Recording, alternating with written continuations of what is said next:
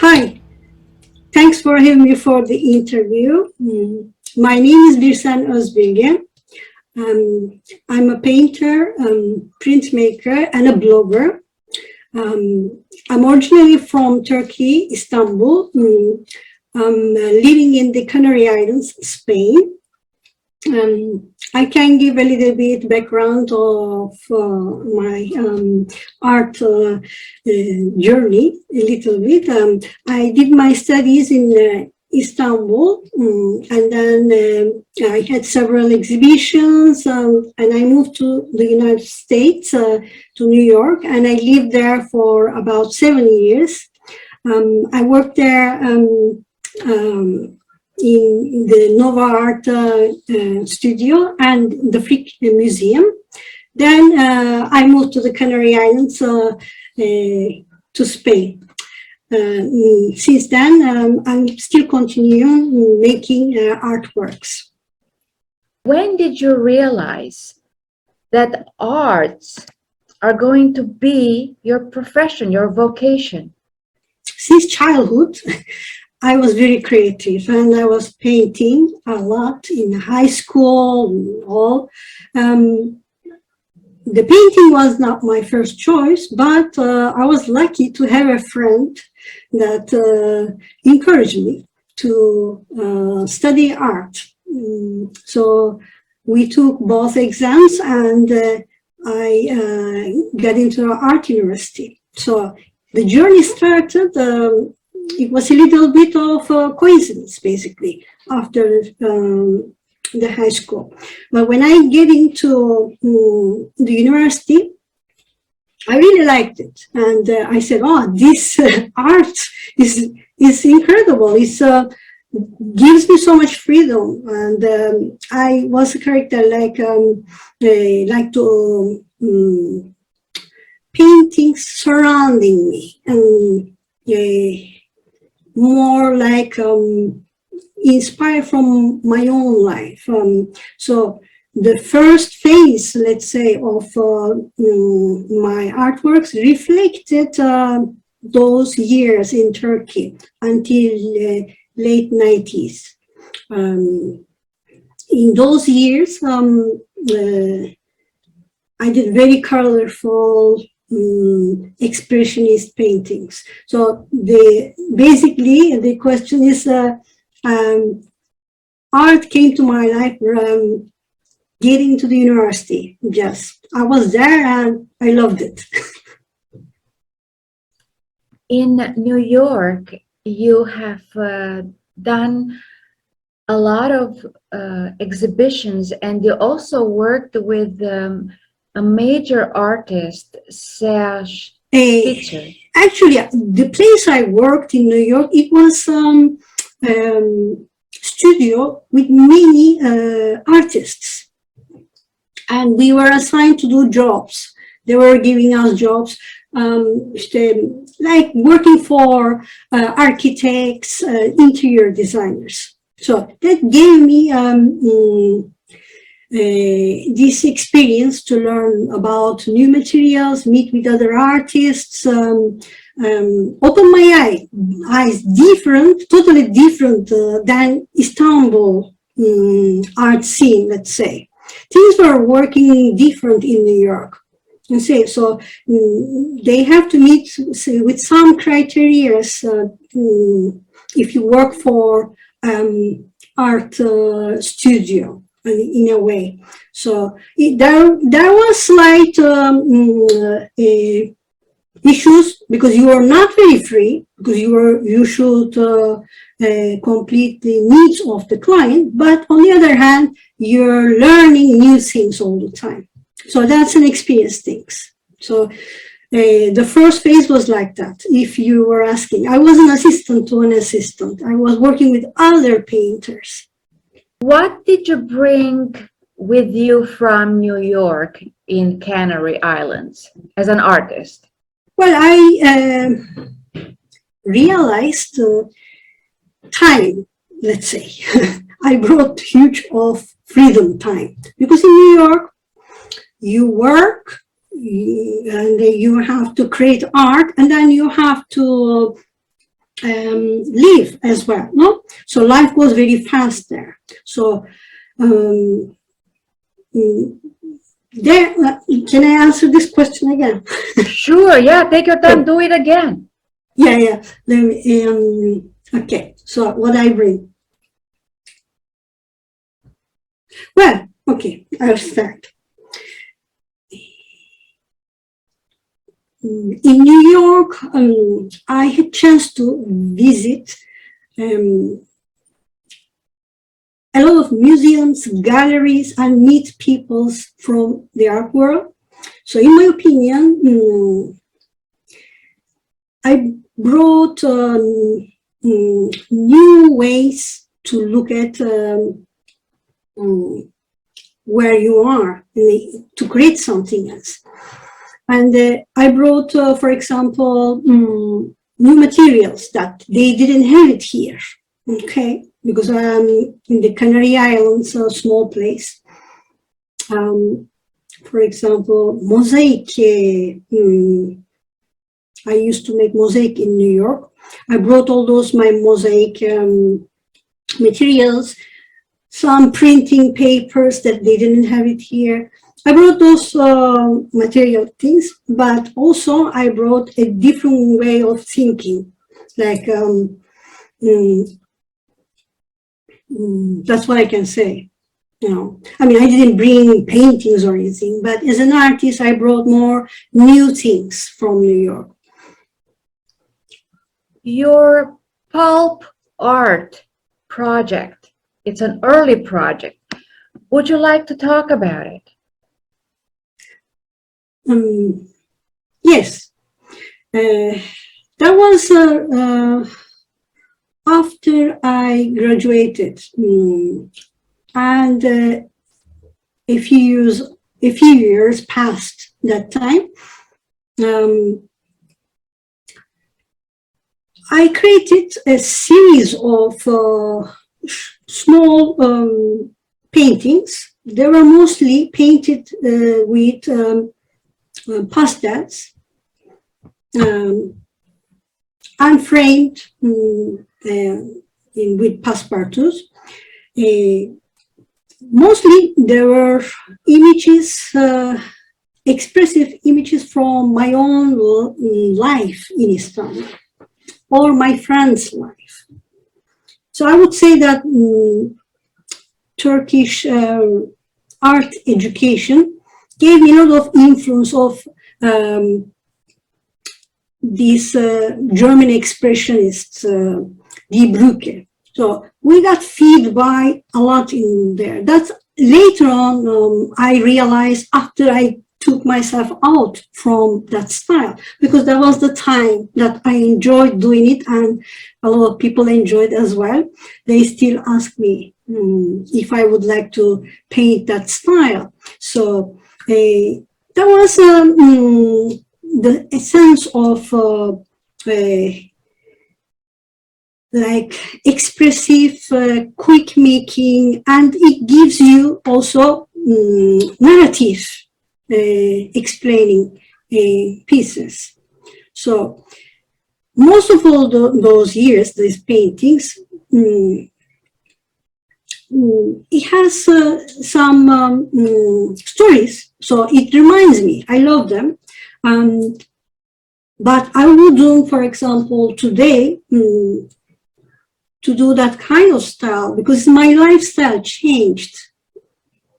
So pulp art, it was like very interesting. Those early works. I would say that yeah, I still have a few pieces left because most of all them gone. They have in the collection. See, I don't have any of some of them I have. Yeah.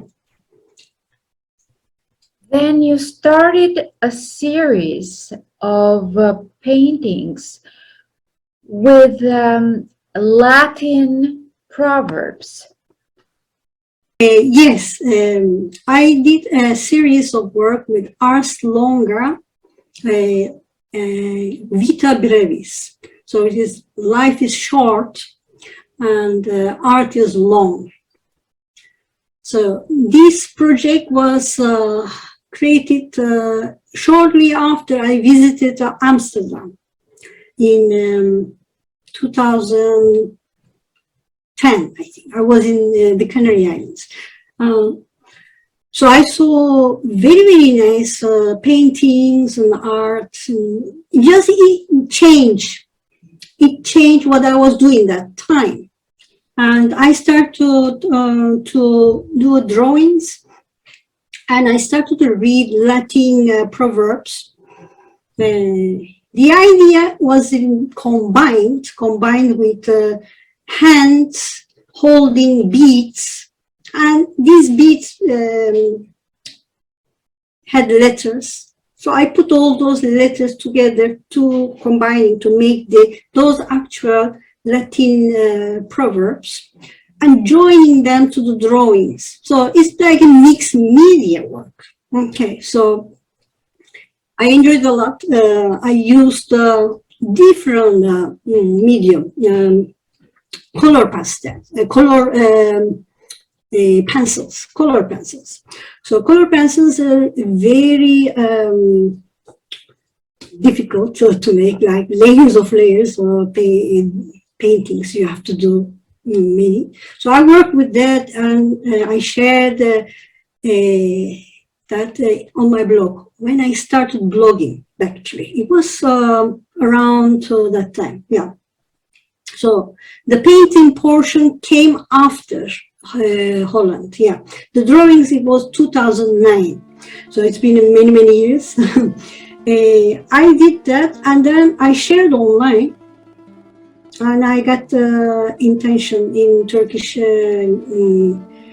gallery, and asked me to do something painting, not just drawing. So I said I would, but I'm not sure. And I meet with the gallerist in Turkey, and he said, yeah, let's open exhibition. You work in the Canary Islands, and you come here, you bring everything, very good. So I said, yeah, it's hard, but why not? So I created that exhibition in about a year and a half. So it's like 40 pieces. So I use mostly myself as model, because those years that I found myself a little bit isolated, just surrounded with family, not socially very active. That's why it reflects, I think, on me, myself in the paintings. If you look at the previous works, a lot of people and different, but there I created that messages. I don't know, it's interesting. I think overall I like it very much, that project. Anyways, I took everything to Istanbul, and a very nice exhibition in the gallery of Chambers of Commerce, in very nice place in Istanbul. We've done. It was nice, very nice experience with me. And my friends and family and art lovers, after all these years, they were able to see my works because I was in the States and the Canary Islands, So basically, I went back and I showed them, look, I'm still painting, doing, because is when you're far away from your hometown, people forget you. So I reminded myself, I'm here still, because I love to do more things in Istanbul. That was a nice experience, yeah. And then you started another wonderful series, Cactus Sueño. Yes. Actually, that one didn't come after the Ars Longa. It already started as soon as I landed this island. I mean, I moved to Canary Islands 2003. So I saw this incredible nature that never seen like this, because it's volcanic islands, these Canary Islands, and the plantation is very different. You see red, very, very tiny flowers like carpet nearby coast. And in my paintings, people say, oh, why sometimes all those reddish areas? They don't notice, but they have it in their own nature. So cactus, another plant, everywhere in the Canary Islands. So they have even one of the biggest cactus garden in Europe. So I got inspired and tried to be connected with locals in a way that made me paint again, something different. Because when I came to the Canary Islands, I came totally open-minded, and I didn't know what to do. I started actually with the mosaics first, and then I started to do these cactus paintings. I started to do a few cactus paintings, and I showed to some art lovers and gallerists here, and they said, wow, very nice, go on. They just encouraged me. The thing is, like I said, in the middle, another project, that Art Longa project came, and I finished that, and I came back to cactus again. Okay, so I'd like to finish the projects.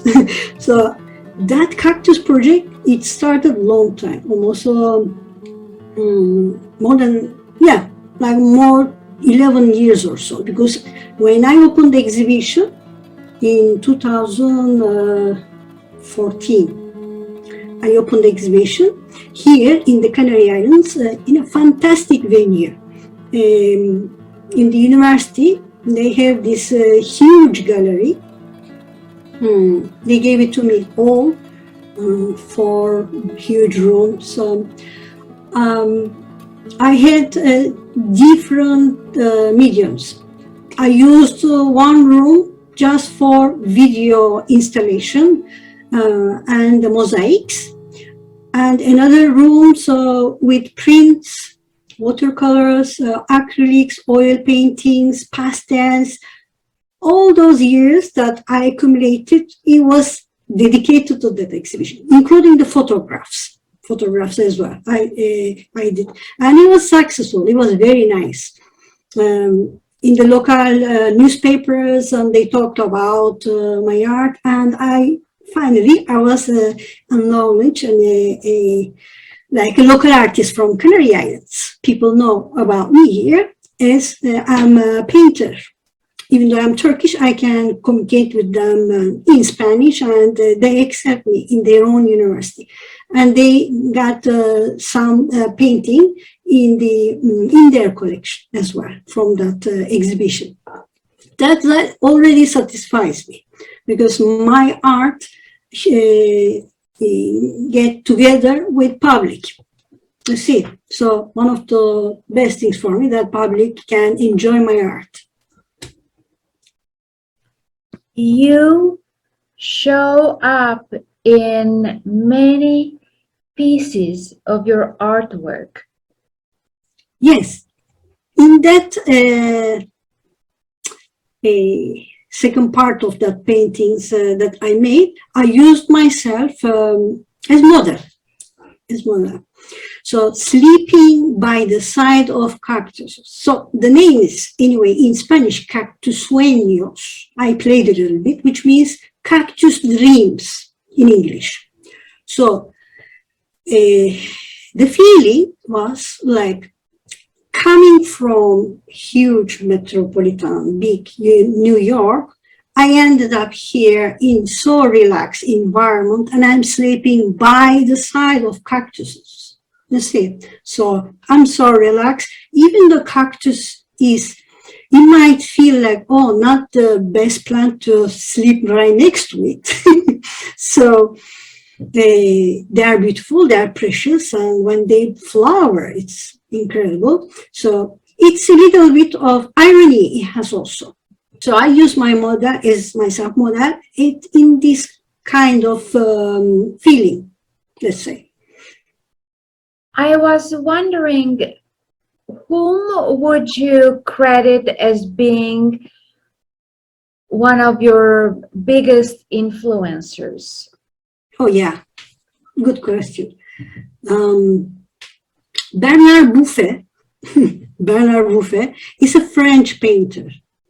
And in the university, I discovered his paintings in the books, because we didn't have museums and the originals, and I loved it. And he was painting clowns, and I loved him, the way he expressed and showed their lives, because that was his interest, you see. And he did some of his live art, art life in studio life, his wife, his kids. I would say that I got inspired a lot from his artworks. Not exactly the technique, because if you compare my technique and his technique is not similar, but the way of he worked hard all his life, I admired him, you know, and not many people knows about him. But in Japan, he has a museum, and they really adore his art there. In south of France, I think also he has things. That's I could say. This brings us to clowns. Yes, yes. It's a maybe strange connection. I always loved clowns, and in my childhood memories that the Russian circus came to Istanbul, and my father took me and my cousins. And first memories of clowns started there. And I always have sympathy to clowns. And we don't have clowns, many clowns in Istanbul. Okay. That's why later years, it came to reflect to my artwork more. When I know them more, let's say, more about them, because they're not just an image and funny character in a way. So in New York, for example, I had great chance to see a lot of clowns, performance people. And in Canary Islands, yes, we have festivals here, clown festivals and a lot of clowns. But this started 2008. Yeah, 2008. I bought a book, Tension's 1001 Clowns book. So I loved it. I looked at it and I remember all my good memories and I put it aside. So later on, I did a portrait, miniature portrait of myself. And I used this miniature portrait since 2008 in all my social pages and all. I just used that. So anyway, that portrait had standard ASEO size, which is art cards, editions, and an original, something like that. So this size is standard. And I had an idea, why I don't create clown portraits in that size. So that's fun. I love clowns. The first 10 or so clowns, they were imaginary. I just created imaginary clowns and have fun. And later on, a real clown from Germany, 19 years old. So he saw one of my clowns and he said, he loved it. Why I do more? Something. I said, yeah, why not? Because if you make someone happy, why not? So I made his portrait to make him happy. I did that. And afterwards, I started to see the reactions of other living clown artists' portraits, and they really liked it, enjoyed it. And I was learning about their life, writing about their life and careers in my blog. Each time I make one, I do research before. I know who I am painting, and if they're actively working, I contact with them and I let them know I painted there in the collection. So it started that way and it continues since parallel. I will say one thing I'm going to say, because I stopped painting after the first 10 portraits, imaginary, I stopped it. Probably the reason was the other projects. So I said, okay, this can stay right now. So when I come back 10 years later on, the 10 years later on, when I shared the old ones again somewhere, that was the time that I started doing the new ones. So basically, this project is since 2018 actively, let's say, started actively. I did, other than the sales, I painted oil paintings, acrylic paintings, mostly Pierrot, because I like Pierrot and Harlequin style of clowns a lot. But I find them very poetic. They still exist today. So there are two types of clowns. One is August type, more colorful, so like Harlequin style. And then the other one is white face, Pierrot style. So there are two types basically like that. The history, in the history, older times, they were Pierre, Pierrot, Harlequin. So those ones I did. And I did printmaking. I can tell you if you want. Printmaking started 2005. Uh, from New York, you asked me, remember, why did you bring New York? I brought printmaking materials from New York. So, but I didn't have time or knowledge until I bought a Spanish printmaking book. I read, oh, I loved it. I said, oh, so good, you know, and from the book, I tried and I did one print and included in the exhibition. It's related to Cactus Sueños exhibition.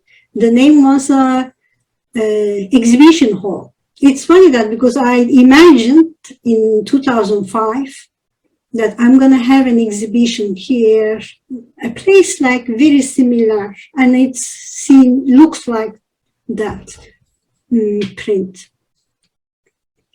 Okay, so I did that print and I put a sign, and then later the other projects came and so. Anyways, around 2014, 15, that time, I ordered online more materials because I needed more materials. So I ordered and I said, okay, this internet is fantastic. YouTube, I saw more and more artists showing their experiences about printmaking. I watched that time, I learned more things. And I started to make printmaking. I have another series, Kitchen Stories. I did a lot of printmaking related to that stories. In these Kitchen Stories,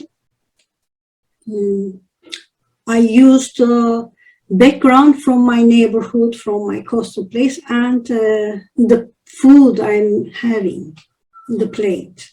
So that reflected me also what things intrigues me to create something new things. During this time, in this period, also I painted a lot of oil pastels as well. Anyways, clown printmaking came after that because I know how to proceed and very well. I did 9 clown prints dedicated to children. So I always thought that today's kids they are not as fortunate like we used to, because they spend a lot of time at home, maybe video games or TV. But when we were kids, we were more interactive with outside world. Like I say, the circuses, things, different things. So my artwork is basically for them, for the little kids in that series. I created this clown Flanky. Flanky shows his clown talents to the kids. So each print shows this different his talents, like swirling in the plate swirling, juggling, accordion playing, things like that. So this is the one that, besides the Asuyo portraits and oil paintings and all, I did. It is very interesting that you dedicated so much time to capture the soul of the clown in a time when, for example, Hollywood culture turned the clown in a horror story. Oh yeah, yeah. Oh yeah, that's true. So I mean, yeah, it's unfortunate, let's say, that clown image, let's say, it became scary for some people, no? But in reality,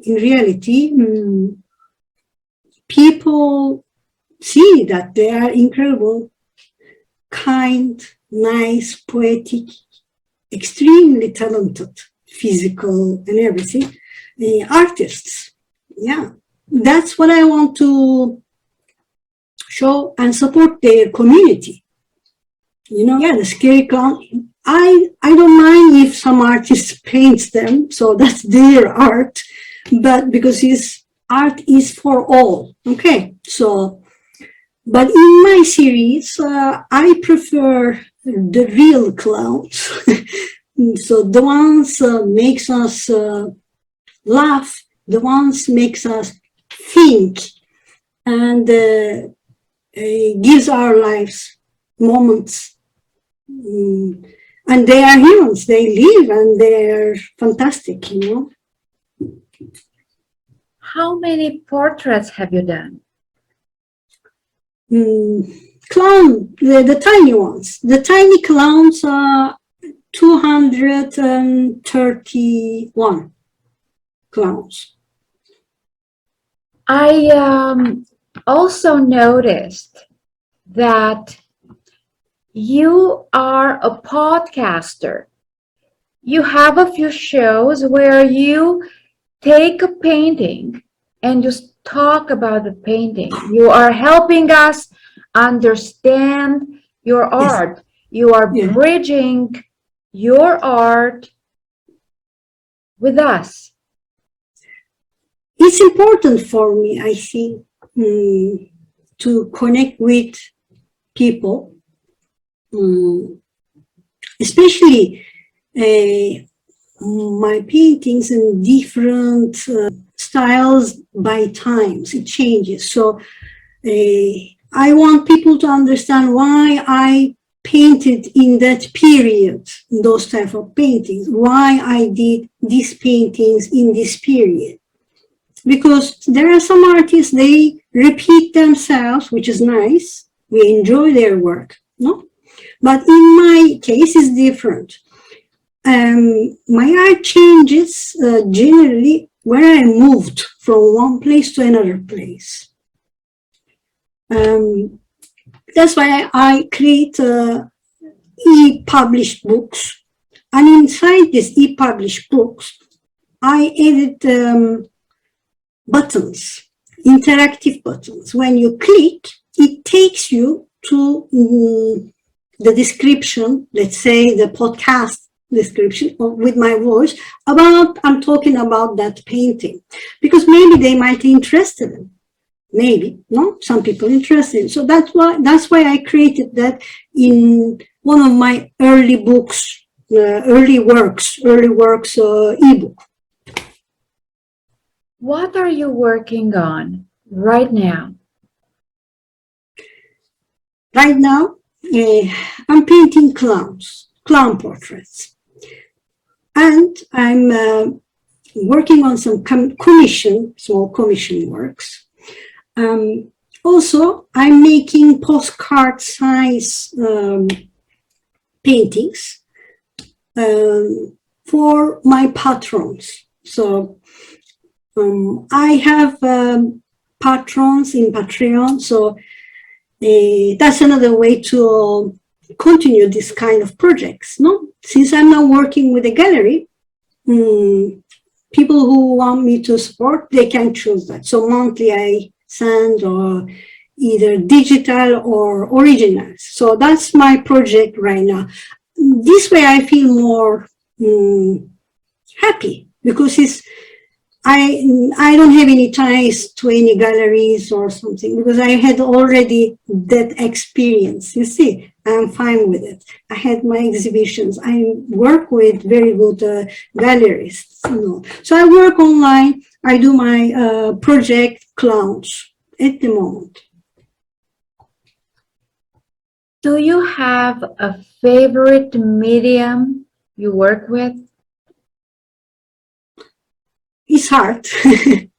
I like oil pastels a lot, because I think it comes from the childhood for me. I always work with oil pastels.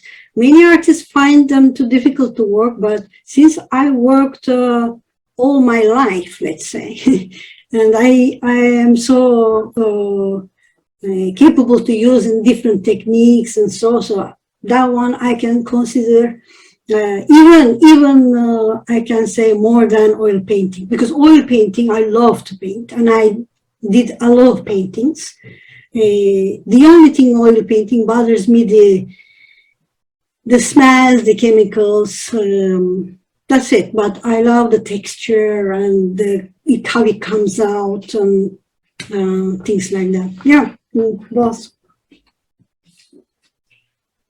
I have a question about Mosaic, because Mosaic goes back in Turkey a very long time. And Yeah. I was wondering if you're doing Mosaic work in Canary Islands. I did several works in the Canary Islands. But I started in the university years, because I worked there in mosaics. Say you need to choose something else than painting. I chose mosaics and vitrine. I learned there, but it was many years ago. So when I went to New York, I found a mosaic course, very nice. So I get into this course, Unicorn Mosaic course, very nice people. So I learned and I improved, because they had different tools and different materials, then it's all different. So those are the materials. I brought it from New York because we came with container. We put our old stuff in there. So I was lucky there. When I came here, I had my mosaics. I did a few mosaics and exhibited in the Cactus Venus exhibition. So that piece is gone. And I did later on several mosaics. Some sculpture I tried, mosaic sculptures, very interesting.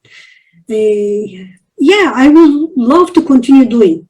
The problem is materials. I'm a little bit limited here to the materials. You need to live in the big cities to have access good mosaic pieces, good quality. So because I work with the vidriers, glass mosaics, those are the ones that I can cut easily. I don't think I can handle the harder things. You have to know your limits, the strength. Are you married to another artist? No, my husband is IT, is a computer person. Is he supportive of your art? Yes, thanks to him all the time. He helped me a lot in all this graphic design part of the exhibitions, because he worked in New York in a publicity company. So yeah, he was always supportive to me. And when we open exhibitions, he helped me a lot. Yeah, I'm very lucky and fortunate with that. I learned from him so much, because he's the tech guy. So to make those interactive PDFs, things like that, not many artists tried, I think. Because he gave me those ideas. You can do this, he says. So, and then I do, How do you see the future of Birsen, the artist? I continue. I'm happy. So tomorrow I will continue and I will be happy. That's how I see.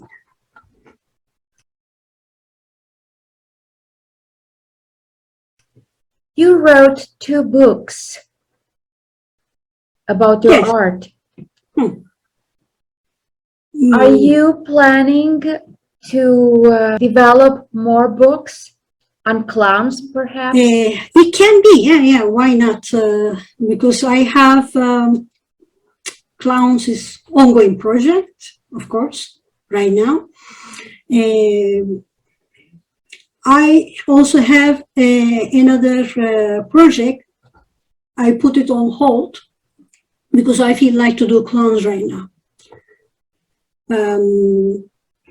When my feelings comes out, oh, I would love to finish this project. Then I would like to do kitchen stories book, which with paintings combined with my own recipes.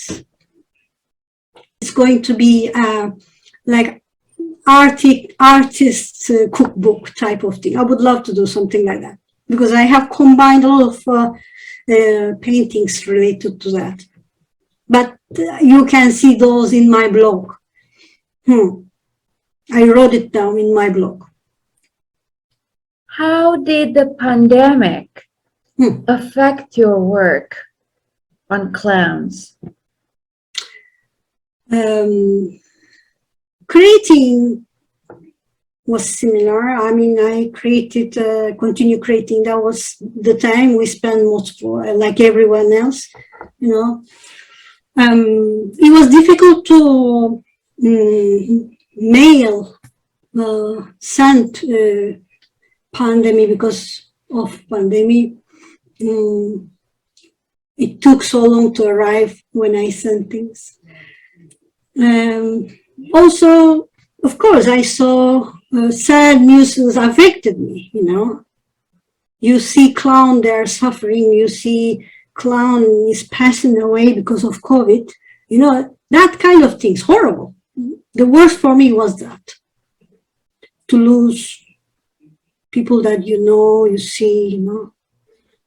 But the project went, you know, somehow it went because it's, I think, it was in the middle of the pandemic when I started mostly doing clown portraits.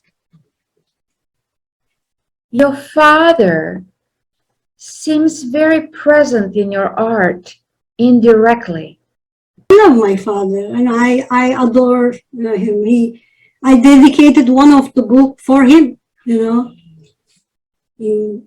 Yeah, he was very supportive, very nice guy. I could say that. Yeah, I mean, in my paintings, I put in some of him, yeah. But I wouldn't say that that reflected a lot. Maybe in my early works, I would say. Are you still in touch with the art scene in Istanbul? There are some followers, yeah, and supporters, especially the clown portrait. Plus, my previous exhibition, Ars Longa Brevis, of course, I have some artworks there. And those artworks creates connections. So sometimes those artworks connects with me art lovers, you know, a collectioner or something like that. In that way, I am connected in that art world. People know that I am here in Spain, but I go visit and I paint. Sometimes maybe commission comes, but not very often. Interesting that your clowns in real lives, they are, you know, men, just simple, regular men. However, with the makeup on, they look like completely different beings. Exactly. There is a magic, I would say, the clown makeup magic. And when they take out their makeup, they're like you and me, you know. They have families, you know. They have kids and they have a life, you know. That's difficult if you think about it. they are trying to pretend to be totally different as visually for us, and then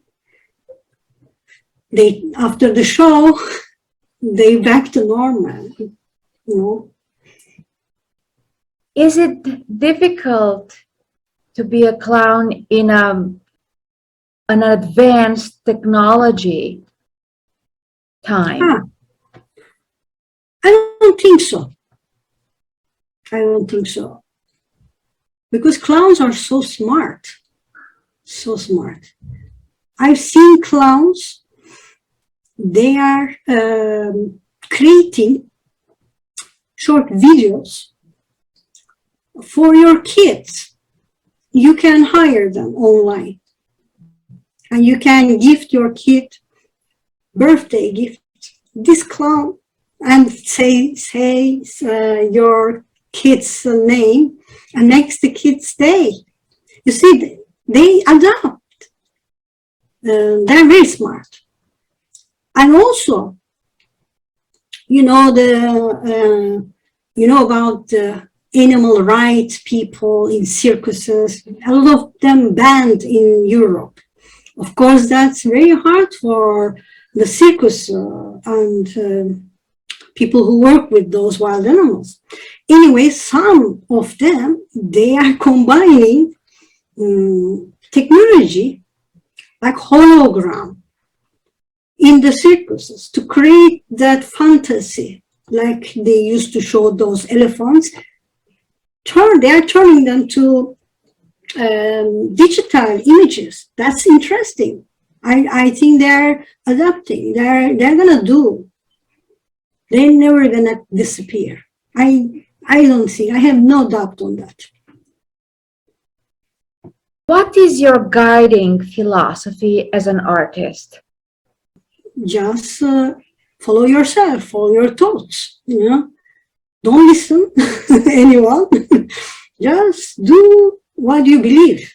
You know, and always improve yourself. Learn. There is no age for learning. No, you can learn all the time. That's what I'm saying. I did this for myself. I think everything should do the same way. I was wondering if you're teaching arts. Well, I did teaching in the past. And I left my students free, mostly, because what you can teach, art you cannot teach. Okay, I mean, you can teach techniques, or you can tell, you can learn techniques from this book, from this place. You know, if a person, today's teaching, I think, should be difficult, because in my opinion, you cannot teach to be an artist. You can teach some techniques of art. I was thinking, do you also paint mimes? Yes, yes. I paint Marcel Marceau. Marcel Marceau is one of the greatest mime artists, French. I was lucky to see him live just a few months before he passed away. He was here in the silent in the show. Fantastic. Yeah, I mean, they're I think very interesting, because they are doing very hard with mimics and movements and a lot of physical comedy, you know, everything. I painted Marcel Marceau, and I did a printmaking of him as well. And there are several mime artists in the collection of Asio also. Young, Italian, French, yeah, many of them. I can tell. I combine them, clowns and mimes. I combine them. When is the next festival of clowns? Well, I think it's Monte Carlo as a festival. Every year they do. I'm not sure in the March or so. every year they do fantastic clown festival, international one. Besides that, Canada, beautiful clown festivals they have.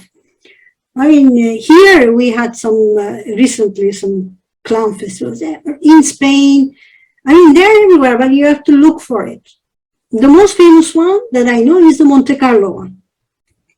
Generally, when I paint the clowns, so clown portraits, before I publish, I contact with them and I ask if it is okay to use this clown photo they shared in their social pages. So that's respect because, you know, maybe some professional photographer took it, things like that. I'm telling you, every time a clown thanks me or how they like it, that makes me happy, you know, because these people have really tough life, not that easy from outside that we see the ha ha ho ho, you know.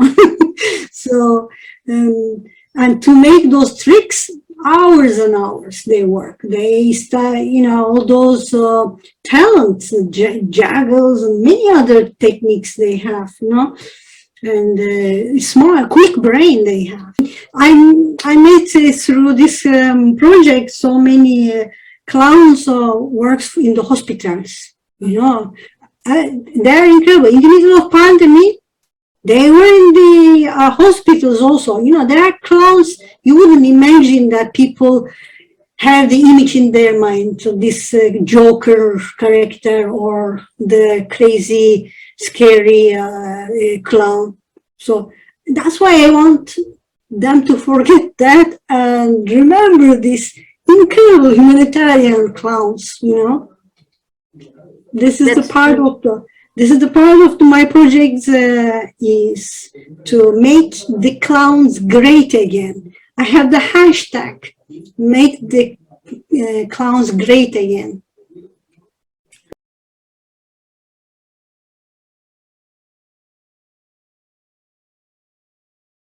As women artists, there are not many.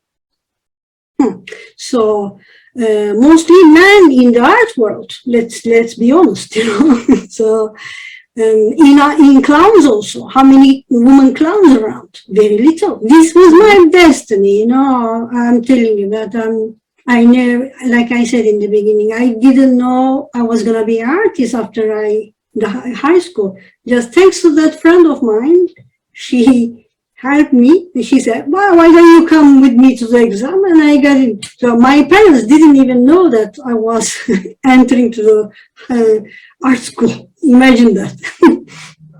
Yeah. Thank you very much for having me again. And this was a very nice talk with you.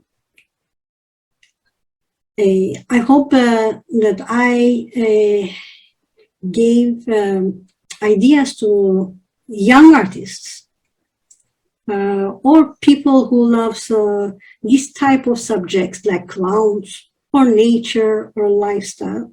And I hope this interview inspires people. That's what I said. And thank you very much again.